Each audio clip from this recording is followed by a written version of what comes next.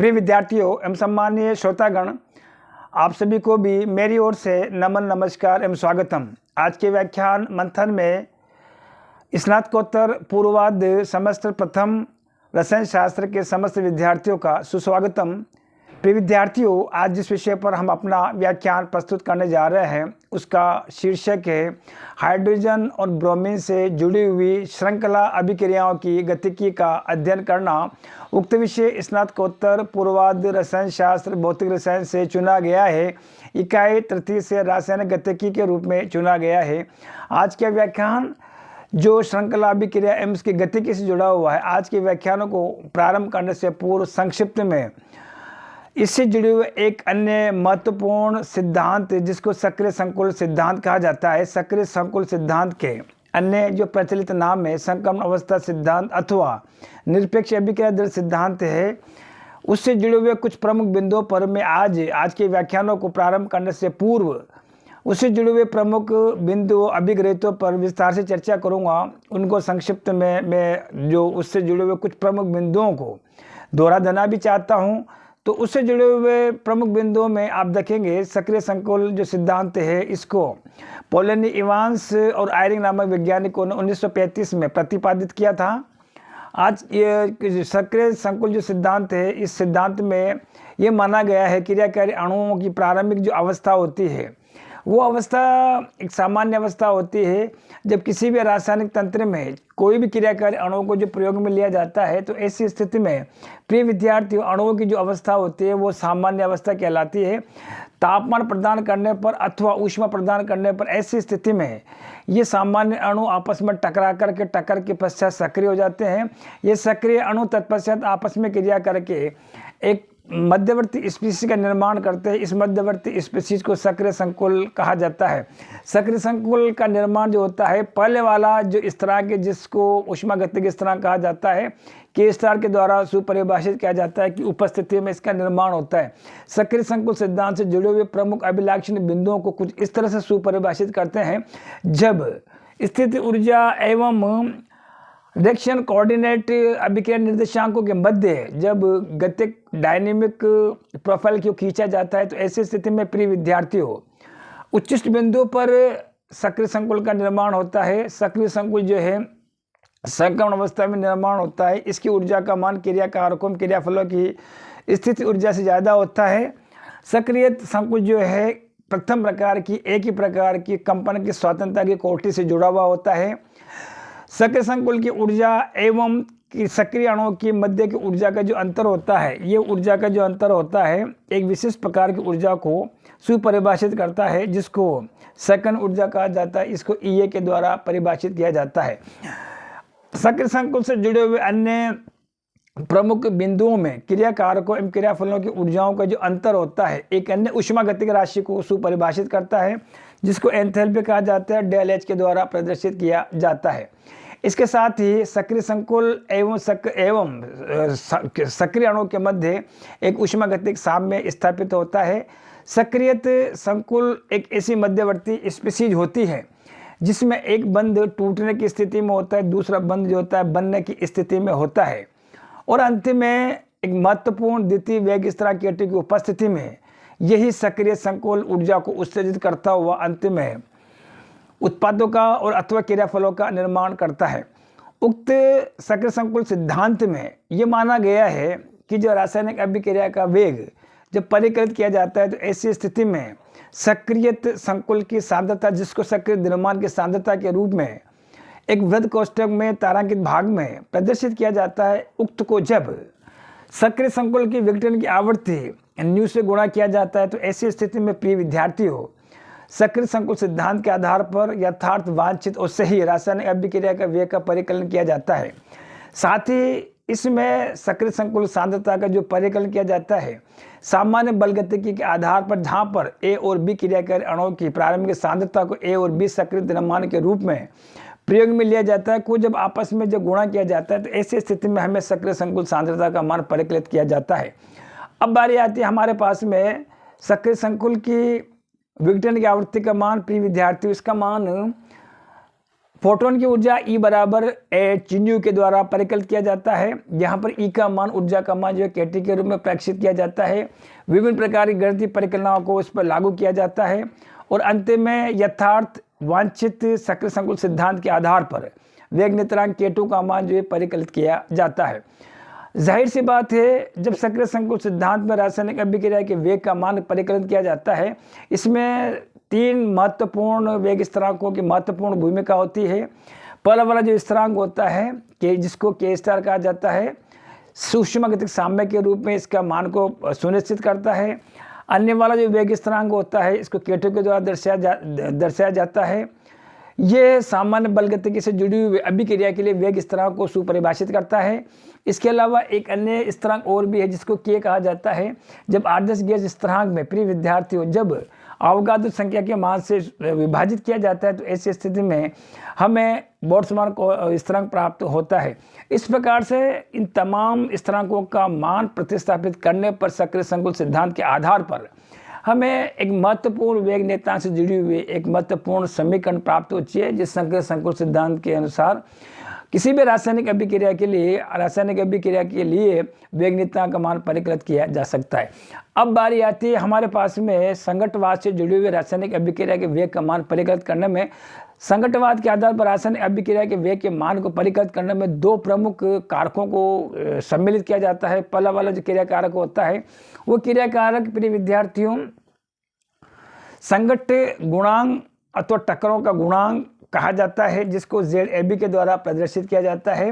किसी भी रासायनिक तंत्र में प्रति सेकंड प्रति सेंटीमीटर क्यूब सक्रिय अणुओं की संख्या टक्कर गुणांक कहा जाता है। इसको ZAB के द्वारा परिभाषित किया जाता है। संघट्टवाद के आधार पर यह भी माना गया है कि जब क्रियाकारी अणु आपस में टकराते हैं, ऐसी स्थिति में सक्रियत संकुल अथवा क्रियाकारी अणुओं का कितना अधिकतम भाग जो है रासायनिक सक्रिय होता है, सतह का क्षेत्रफल अधिक होता है, घेरता है। ऐसे स्थिति में जितना अधिक सक्रिय सतह का क्षेत्रफल होगा उतना ही रासायनिक अभिक्रिया का वेग उतना अधिक प्रभावी होगा। इस प्रकार से जब जिसका गणितीय मान E⁻E/RT के द्वारा परिभाषित किया जाता है, E⁻E/RT जो होता है ये वो समीकरण होता है जिसको RNS समीकरण के द्वारा इसका मान दर्शाया जाता है गणितीय रूप में। सक्रिय संकुल अथवा सक्रिय सांद्रता का मान अथवा सक्रिय सतह के क्षेत्रफल के मान को RNS के समीकरण E⁻E/RT के द्वारा प्रदर्शित किया जाता है।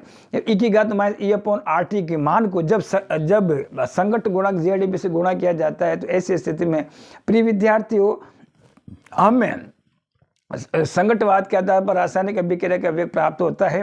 लेकिन कुछ कमियां, कुछ असफलताएं हैं, कुछ सीमाएं संघट्टवाद से जुड़ी हुई है, जिसमें संघट्टवाद केवल मात्र जो है एक द्विपरमाणु सरल प्रकृति के द्विपरमाणु अणुओं से जुड़े हुए रासायनिक बलगतिकी को सुपरिभाषित करता है, जिसके लिए सिद्धांतीय प्रायोगिक के मान जो है वेग स्थिरांकों के मान जो है समान प्रक्षित किए जाते हैं।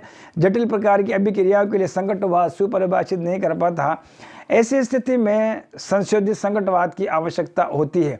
अब बारी आती है इस प्रकार से जब संशोधित संघट्टवाद और सक्रिय संकुल सिद्धांत की तुलना करते हैं तो ऐसी स्थिति में प्रिय विद्यार्थियों हमें सीधा प्रायिकता कारक प्रायिकता गुणांक P का संबंध एक सक्रियण की एंट्रोपी से होता है। सक्रियण की जो एंट्रोपी होती है, सक्रियण की एंट्रोपी का सीधा संबंध जो है प्रायिकता गुणांक से होता है, क्योंकि अन्य समावेशित व्यंजकों में प्रमुख अन्य स्थिरांक जो होता है आप देखेंगे इसमें वेग स्थिरांक K2 होता है, गैस स्थिरांक होता है, इसके अलावा साम्य स्थिरांक K स्टार होता है। तो इन तमाम साम्य स्थिरांकों को एक अन्य स्थिरांक के रूप में सुपरिभाषित करने पर यह सिद्ध होता है कि प्रायिकता गुणांक अथवा प्रायिकता कारक का जो जिसको हमने P के द्वारा सुपरिभाषित किया दर्शाया है, इसका सीधा संबंध सक्रियण की एंट्रोपी से होता है। सक्रिय संकुल सिद्धांत और संघट्टवाद के सिद्धांत की ये महत्वपूर्ण अभिगृहित बिंदु है। अब बारी आती है आज के हमारे हाइड्रोजन ब्रोमीन से जुड़े हुए श्रृंखला अभिक्रियाओं के बारे में। प्रिय विद्यार्थियों, आज का जो हमारा जो रोचक विषय है श्रृंखला अभिक्रिया हाइड्रोजन ब्रोमीन से जुड़ी हुई गतिकी का विस्तार से चर्चा करना। सबसे पहले हम श्रृंखला अभिक्रिया क्या होती है, जिसको इकाई तृतीय से रासायनिक गतिकी के रूप में चुना गया है। तो श्रृंखला अभिक्रिया के बारे में कुछ प्रमुख परिभाषा है, परिचय इसके प्रमुख बिंदु कुछ इस तरह से सम्मिलित होते हैं कि श्रृंखला जो अभिक्रिया होती है, पहला वाला जो बिंदु है वो पहला वाला बिंदु को कुछ इस तरह से इसकी परिभाषा दी जाती है। सक्रिय पहले वाला जो है कि श्रृंखला अभिक्रिया के बारे में कि ये एक प्रकार की विशेष प्रकार की रासायनिक अभिक्रिया होती है जिसमें क्रियाकारी अणुओं परमाणुओं के आपस में टक्कर के पश्चात में एक मध्यवर्ती स्पीशीज जो है जो मुक्त मूलक के रूप में परमाणु के रूप में निर्मित होती है। ये मुक्त मूलक मध्यवर्ती स्पीशीज अस्थायी होती है। ये मुक्त मूलक और परमाणुक स्पीशीज आपस में क्रिया करके टकरा करके रासायनिक अभिक्रिया की गति के वेग के मान को उत्तरोत्तर जो वृद्धि प्रेक्षित करती है। ऐसी स्थिति में स्वतः दोहराने वाले कई पद जो है इस श्रृंखला अभिक्रिया में जो संपन्न होते हैं, प्राप्त होते हैं। फिर से पहला वाला जो है मैं आप सभी के सम्मुख श्रृंखला अभिक्रिया से जुड़ा हुआ पहला वाला प्रमुख बिंदु दोहरा देना चाहता हूं। श्रृंखला अभिक्रियाएं एक विशेष प्रकार की रासायनिक अभिक्रियाएं होती है जिसमें क्रियाकारी अणुओं के टक्करों के फलस्वरूप मध्यवर्ती अस्थायी अल्पकालिक क्षणिक मध्यवर्ती प्रजाति स्पीशीज के रूप में परमाणु अथवा मुक्त मूलक स्पीशीज होती है, उनका निर्माण होता है। ये मुक्त मूलक स्पीशीज उच्च क्षमता वाले, उच्च तीव्रता वाले, उच्च ताकत वाले ये मध्यवर्ती स्पीशीज होती है। क्रियाशील उच्च क्रियाशील क्षमता वाले मध्यवर्ती स्पीशीज होती है जो आपस में क्रिया करके रासायनिक अभिक्रिया की गति को और तीव्र गति से संपन्न करवाते हैं और ऐसी स्थिति में स्वतः दोहराने वाले पद इसमें प्रारंभ होते हैं।